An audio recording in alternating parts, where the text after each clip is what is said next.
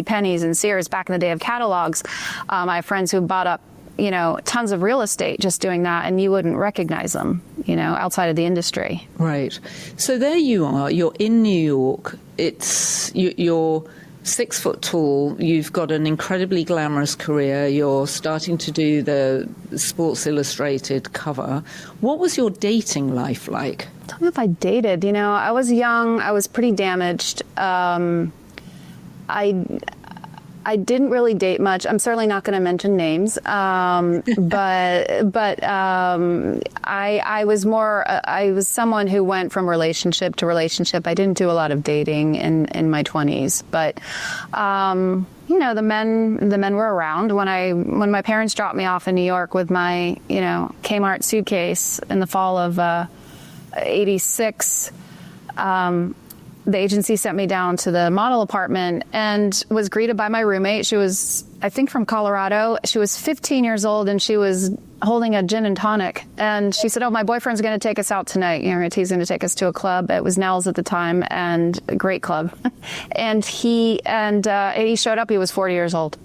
And then Wow. we got into the club, and his friends were circling me, and they were all easily late 30s, early 40s. And I was just very confused. But then, you're young, so you just immediately normalize. Oh, well, this is just the way it is. This is how it is, and I roll with it. I was just so thrilled to be there. I loved New York so much. So when did you first meet Donald Trump, and when did you first meet Jeffrey Epstein? First time I met Donald Trump was at a taping of Saturday Night Live. I used to hang out there. I was friends with some of the cast, and I'd go to tapings. It's a really fun thing to do on a Saturday night in New York. And he was there with Marla, and that was the first time I met him. And did you have any connection with him? I was uncomfortable. Go on. He was, extremely flirtatious. He was looking straight ahead and watching the show, and he sort of turned his head and leaned over and was, raising his eyebrows and doing things like that. Okay. And then how did you meet Jeffrey Epstein? I met Jeffrey when my agent, which at this point was Next, and it was Faith Cates, the owner, she was very good friends with Jeffrey Epstein and Donald Trump. And she the introduction came through her when she took a group of us to a dinner on the Upper East Side in a restaurant, and Jeffrey was there. And it was during the Clinton-Gore election, so someone prompted, probably Jeffrey is my guess, but I don't remember, someone prompted a conversation about the election. And I got very excited because, how often are you at a model dinner and someone's bringing up something substantive to talk about? And I've always been a bit of a political junkie. Jeffrey, looked at me, and he didn't condescend, and he had a very straightforward conversation with me about the campaign. And I remember appreciating that, because it was very rare that men in those circles would ever have a conversation with me about a substantive topic without mansplaining or condescending. And I think that's why I got a little interested. And so what was it like to date him? Yeah, it wasn't really dating, it was very odd. It was a period of maybe 4 to 5 months. He didn't like to go out. He didn't like to go to restaurants. He said he didn't like humanity. I used to joke I was going to make him go on a subway ride someday to force him to be amongst the peasants, He liked his very insular, giant brownstone and his fancy office. He had the house in Palm Beach, and then he would be transported to and fro in airplanes and limousines and things like that. So the times that we got together really revolved around meeting at the brownstone and taking walks around the neighborhood mostly, having tea in the room that the butler served. 30日开发5个属于你的 AI App， 为你介绍我们全新的课程 Cursor AI 开发魔法课。这个专为零基础新手而设。Jeffrey had this obsession with that Zabar's bread with all the yummy walnuts and raisins in it. I would meet there in the afternoon. We'd have tea. The butler would come in. It was actually like a tray on wheels, like central casting for a butler. the artifice was kind of funny in his place. It was like a little boy with too much money, like acting out or being performatively rich. It was kind of funny. But yeah, so the tray would come in, and Jeffrey had a thing about that Zabar's bread, which is that yummy raisiny walnut bread, and he seemed to think it was important to let me know that, you know, he had it FedExed when he would travel, because it was so important to him, which is like, you know, the most obnoxious, like self-indulgent thing. But like, I think he thought it was impressive, you know, that he has his favorite bread flown to wherever he is. So I remember that story about that. So that's what we would do. We would have tea. I spent the night there a couple of times. We took walks in the neighborhood. And that's it. We didn't go to restaurants. We didn't, you know, the second time I met him after the dinner was at the Christmas party in the Plaza Hotel in the presidential suite, or one of the big suites there that Donald threw. And there were a lot of celebrities and, you know, athletes and people like that. And Jeffrey was there. And that's where we really connected, and I gave him my phone number. That was the second meeting. So you would be a trophy girlfriend for someone like him? I guess so. Yeah. I mean, but he wasn't parading me around in public, you know, so perhaps I served another purpose, you know. To be honest with you also, and this is hard for people to hear, but, you know, he genuinely liked me, and we genuinely had good conversations. He was insane and a creep, and, you know, once the data points lined up, I told him he was extremely unwell and to stay away from me. But, you know, we had some enjoyable conversations, and I had been practicing yoga at that point for many, many years. Yoga and meditation. I started on my 19th birthday, and it's still a part of my life. I owned a studio here in Los Angeles for 25 years. And Jeffrey was very interested in it. And one time, one of the studios where I practiced regularly called me and begged me to teach a class because they were short. And they said, like, you know this inside and out, and we don't have anyone else. And I said, of course, you know. And he actually came to the class and did it when I taught. And that was the only time. Was he flexible? Not really. He was not very flexible. Okay, and I'm going to ask you something which it's a slightly odd question to ask you, but it's sort of relevant in a way, because one of the things that Ghislaine Maxwell talked about him after she dated him was that he had this insatiable sexual appetite. Is that something that you observed? No. Mm-mm. No, we didn't have a very sexual relationship. I mean, yeah, it's, you know, and looking back and knowing now what we know about him, I was probably too old, maybe. I don't know. So tell us about the time that he takes you to visit Donald Trump. You're walking down Fifth Avenue and he looks up at Trump Tower. Yeah, so we went on one of our walks and we're heading down Fifth, and he always talked about Donald. I can't name another friend that he ever mentioned.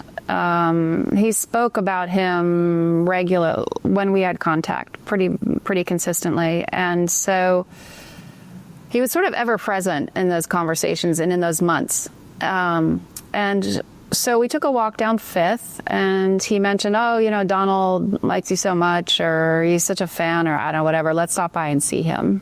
And that was kind of a normal thing to me, because I knew at that point how close they were, what good friends they were. That wasn't the first time I'm hearing, you know, about the degree of their connection where it's normal or comfortable to just stop by his office in the middle of the day. So I said, oh, all right, okay, let's stop by. And Donald came out of his office right outside in the sort of the waiting area and started groping me while the two of them continued having a casual conversation. And Donald had an assistant who was sort of walked back and forth a couple times, and they did introduce me to her at one point. I will never remember her name. But Donald is groping you in front of Jeffrey as they are continuing to talk. Yes. His touches, just moving his hands sort of up and down my body, and like smiling at him, and Jeffrey smiling back. And I don't remember specific. It was, I think the conversation oriented around me and my career. You know, Stacey's on fire, blah, blah, blah. Yeah. And what was Jeffrey doing at this time? He was engaging in the conversation and just looking at Donald. I didn't read any kind of reaction when it was happening. And was that Because that feels very odd for a man to stand with his girlfriend talking to another man who is groping his girlfriend. And you've said that he was groping your breasts, he had his hands all over your buttocks, he was just wildly inappropriate with you and entitled. Mm-hmm. I don't know, Jeffrey, I don't think either of us thought, I didn't think of him as my boyfriend and vice versa. I mean, we were dating.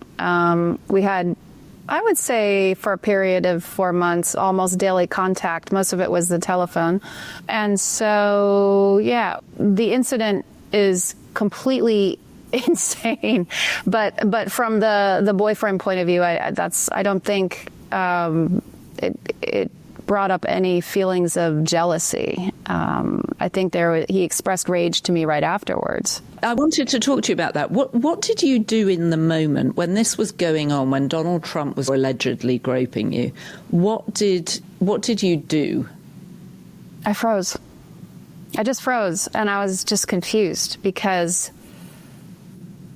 they were continuing to talk. So as if nothing's happening. And so, you know, everything Donald does is hidden in its brazenness. You just do it right out there and everyone goes, well, that can't be happening because it's totally wrong. And he's doing it right in front of everyone. So therefore it can't be happening. I mean, that's what went through my head at that point. Like, it was just utter confusion. And for me to be that frozen when I had a rep for really being a bit of a street fighter and really pushing back in studios when photographers were inappropriate. And I mean, I was reprimanded for it by my agencies.